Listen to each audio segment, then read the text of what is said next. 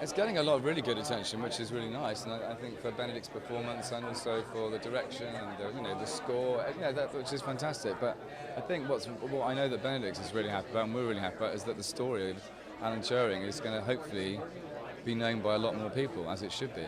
And it's a story that's incredibly inspiring, and yet also tragic. So yeah, it can only be a good thing.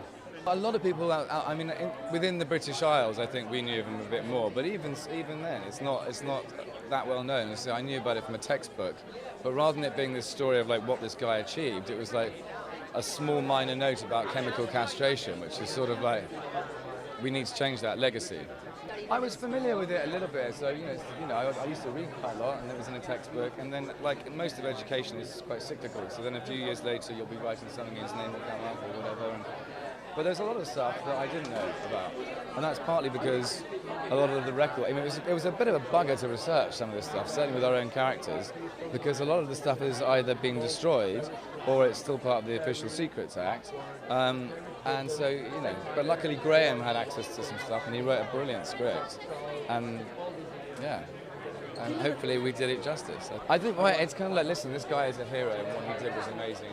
Also, the other people, we don't want them to be overshadowed. The rest of the normal people who weren't part of the military or the navy, who also helped crack Enigma and look after the secrets and do Ultra, which was the biggest collation of secret material in the history of the world. But not to take away from that, but there's also thousands of other great men who haven't been pardoned. So you have to weigh it up and go, listen, this is a brilliant story, and a man should never be made to choose between prison and being chemically castrated just because of how he likes to make love. It's kind of an embarrassment. But it's a great thing that the pardon happened, but a lot of people are like, well, what about the other thousands of people who are in jail? Massive responsibility, because oftentimes you have people that are related to that family man, and we're only a couple of generations on, and you want to get it right as much as possible. And there were certain things in the story that I found a little bit hard, because I know he was married to Edith, was his wife, but in this, I'm quite a little bit of a cad, which I'm going to go with the fact that they didn't know if they were going to live or die. So because they were in the war, so there's a possibility that there may have been slightly more flirting between men and women. But you want to try to get everything as bang on as you can, and it was tough because a lot of the research that we did for this, it's been, the records at Bletchley were burned, a lot of them, and some of the other stuff is still part of the Official Secrets Act, so it's kind of difficult to get hold of the material. But Graham wrote this brilliant script, and a lot of it is total fact, but some of it is, artistic interpretation, so he did a great job there.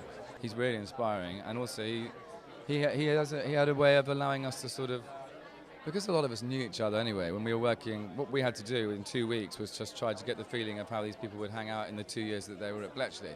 And he's kind of like a hawk. He'll watch, he'll let us.